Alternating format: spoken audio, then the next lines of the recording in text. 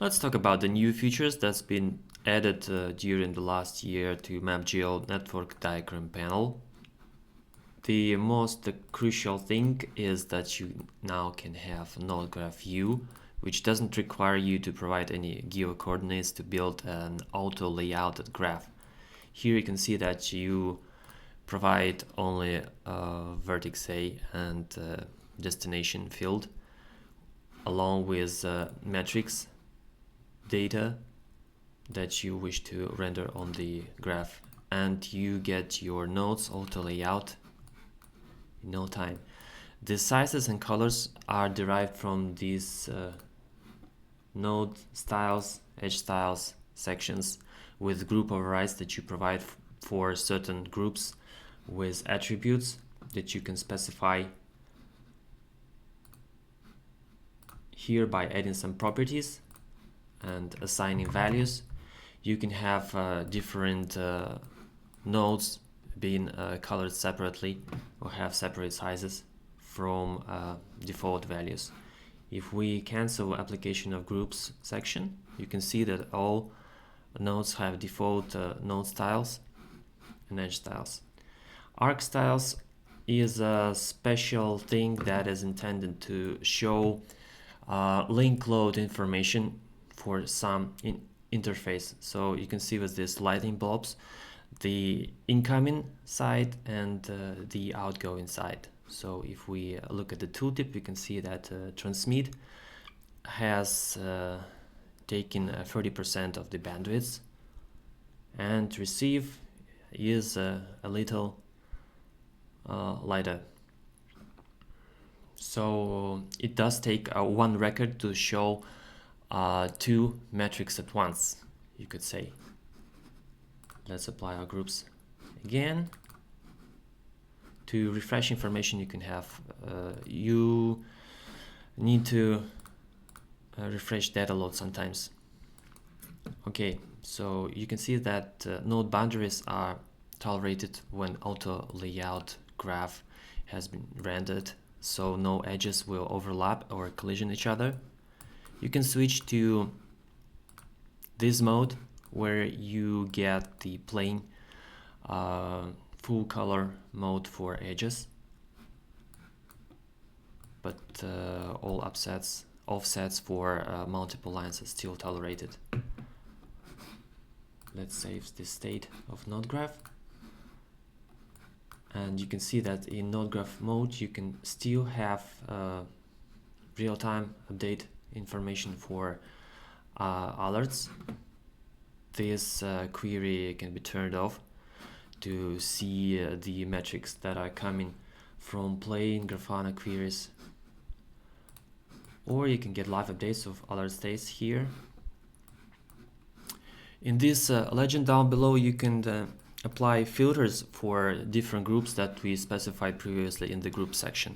So you can see only nodes which are in up state, for example, or have some other attributes that you provided in the group section. These are alerting states, alerting instances that I made a separate group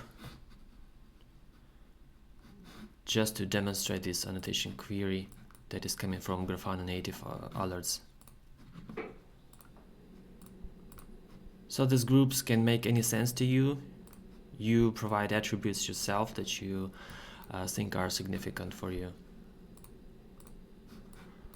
Okay, so this node graph is good when you don't have any geo coordinates and want to start with Mapgl right away and show some metrics data. Let's see what would happen if we don't provide the other side of the edge. We can have such a grid view. It does still have sizes and color information applied here. And if we get rid of the vertex A, we get nothing, of course. So the minimum information we need to build a graph is at least some unique location field. So this is a data frame with pretty minimal requirements from you to build a graph. You only have to have unique location names and provide the metric fields that you wish to render on the graph, such as status, or link load, receive, transmit information. Some nodes do have load here information and some don't.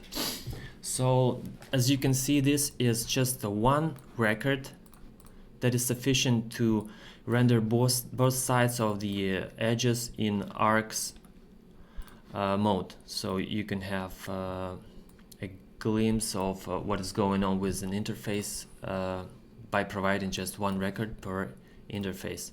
It would show receive information, transmit information in the form of such arcs that we would see if we provided edges information, such as start of the edge, end of the edge. So this is our receive and transmit information in the form of such arc. That is pretty informative, as for me. Alright, let's get back to some other features. We will return to our more usual view with geo coordinates. So you can see that you can fly around with the arcs layer to make it more informative, probably. Avoid some overlap or collision. These arcs can also have labels. They do support multiple parallel edges. So for the same nodes, you can have several interfaces. You can probably display link aggregation link aggregation groups with this feature. You can switch to hyperedges. In this view, hyperedges mean that each edge can also have several points in it, not just vertex A, vertex B, but it could be more elaborate paths along these start and end points. And moreover, it can aggregate other edges. So you can see that some aggregate edges, which we call hyperedges, can also aggregate other interfaces information, and you can get this information in this tooltip of such aggregate hyperedge. So it could be handy if we have plenty of links in our map. If we go to a map with more hosts, you can see how useful could it be when you have that much of interfaces on the map. So you can see they are all aggregated in these hyperedges and are offset at their endpoints to show you status information readily available whenever you want without this drill down. So it's best of both worlds. You can have offset of all interfaces at endpoints and see all of them at once, and also they are aggregated into one to reduce visual clutter. It could be seen as optical cables in a physical world. You can also see that these tooltips bear some information about interface load. Each interface has information about receive and transmit. It should be highlighted in hints, but for some reason it doesn't. Okay, so other useful feature is that this endpoint can also show all connected interfaces. So this previously we had a hyperedge with all trespassing interfaces that are aggregated in this edge, and each node can also provide you information of connected interfaces to it. And moreover, this information can be provided in both directions. So if you want to know which interfaces are outgoing, you choose this direction.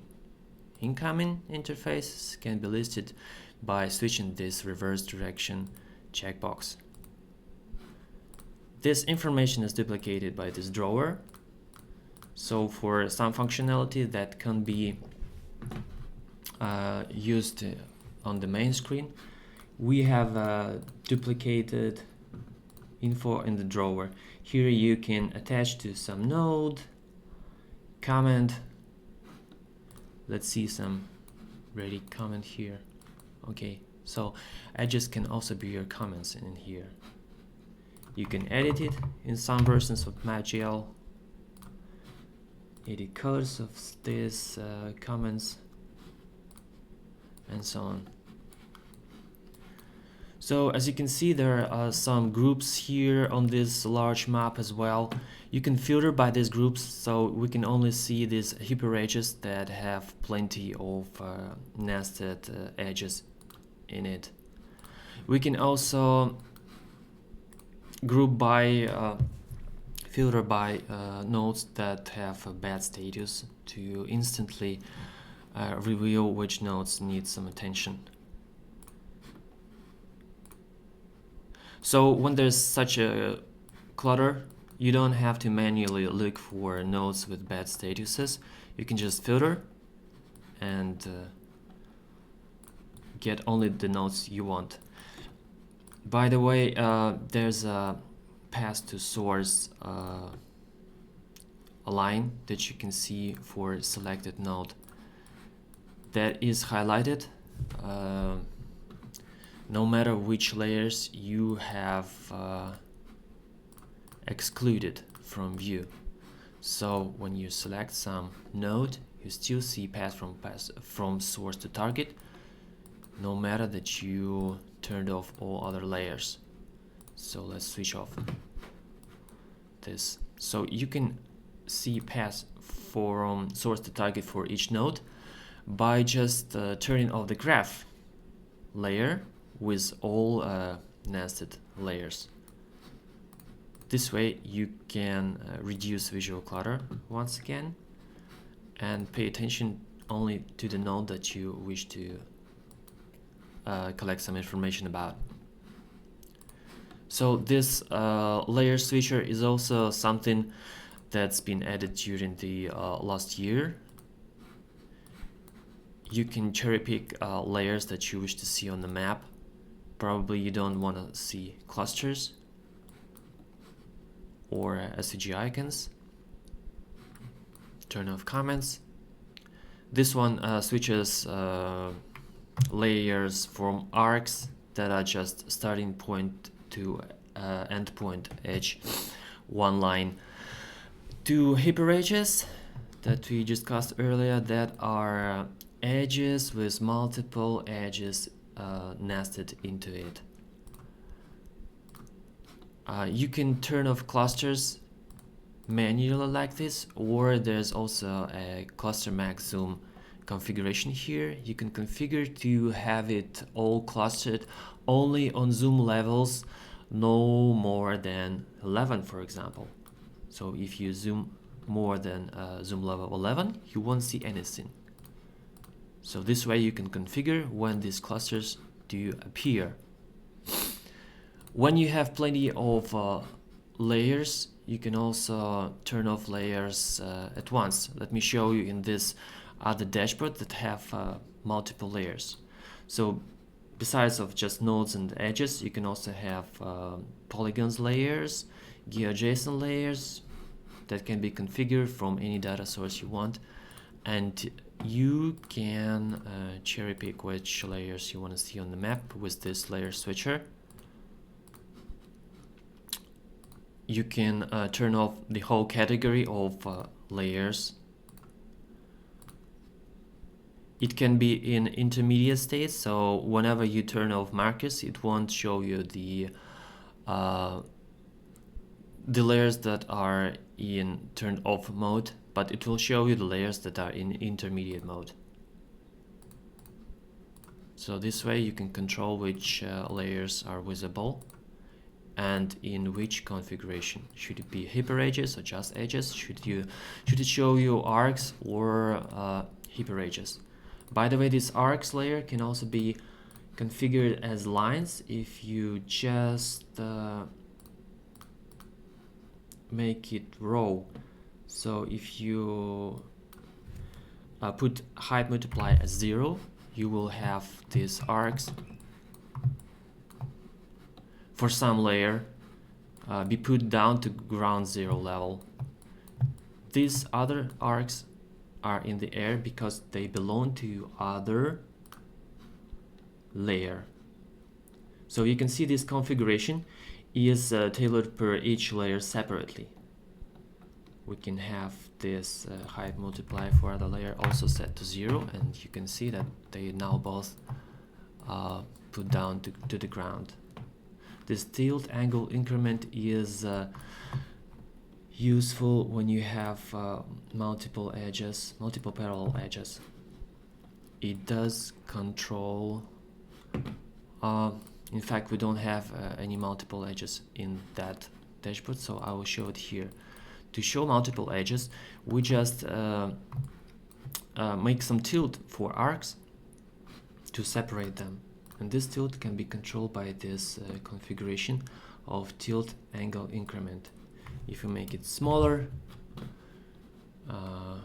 we see that the tilt is smaller and they are not that separate at all. If you make it larger, the tilt increases, and you can see separate interfaces with these arcs.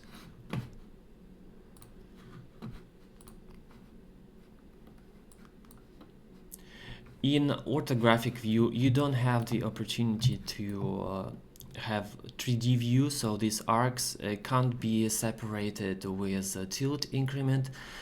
This way, in orthographic view, they should be shown in parallel edges like this. And when you switch to hyperedges mode, they will be just offset like this. Orthographic view is better than geo view just by having the opportunity to build grids like this.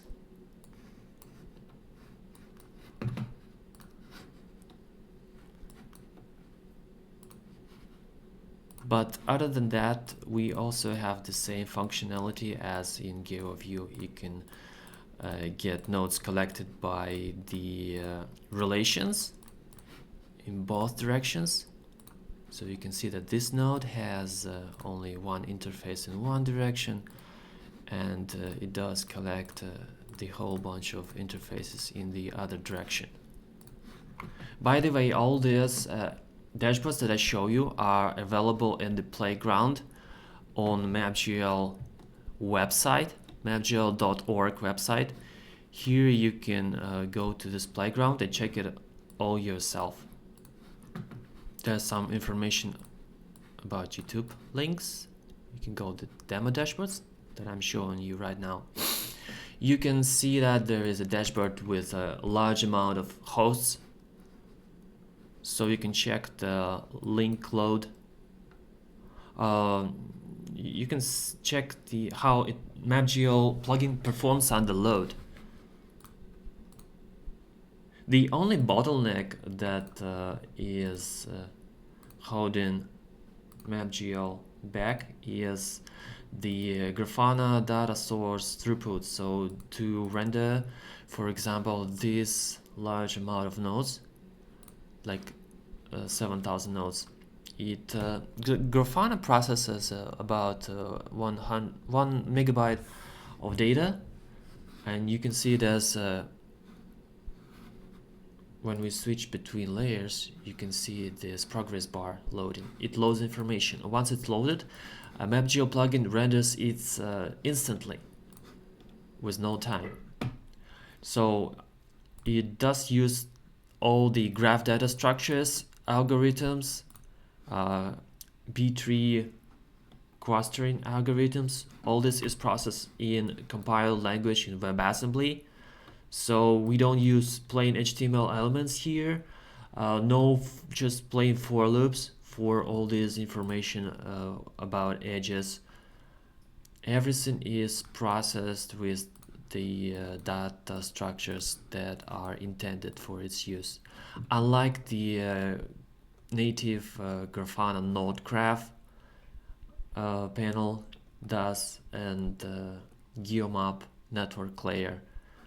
They both use HTML and CSS for styles. That makes it almost impossible to render more than 1,000 lines at once.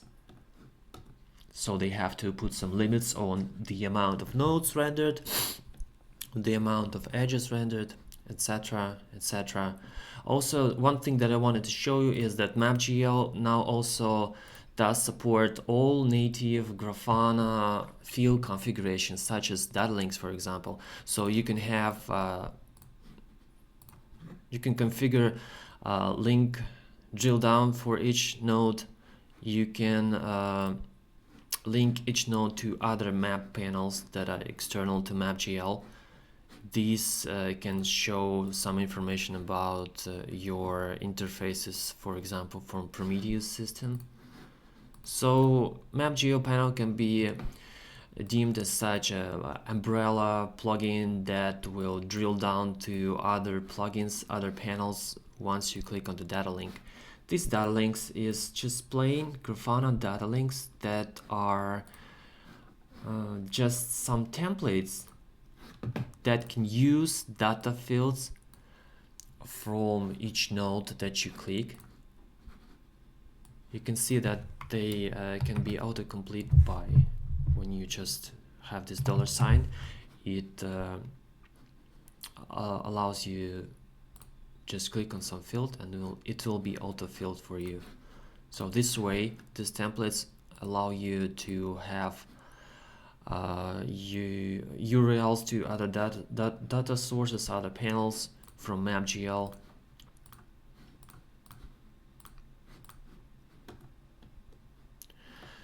Okay, what else can we have here?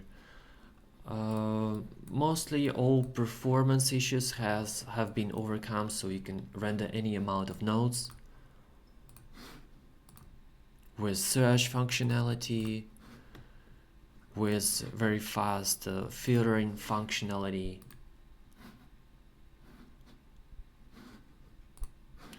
Also, this live update feature in the paid Mapgl plugin updates features with no lag. You can navigate to any point that's been updated. Let me unfilter it so we can see that in fact it updates nodes. Not only it does update the color, it also updates the SVG icon that is applicable to its state.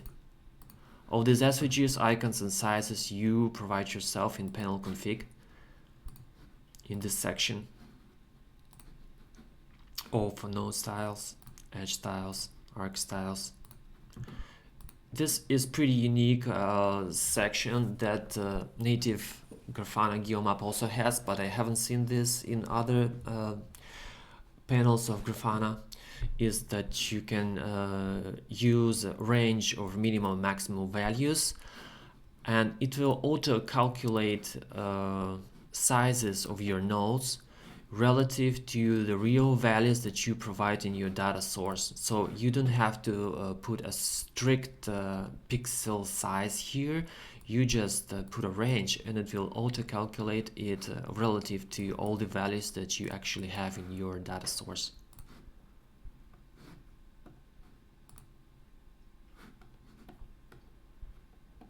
Okay, I think that's it for now. I will have more in-depth videos about each feature separately. You can leave comments what interests you most, and we'll talk about it in further videos. Thank you.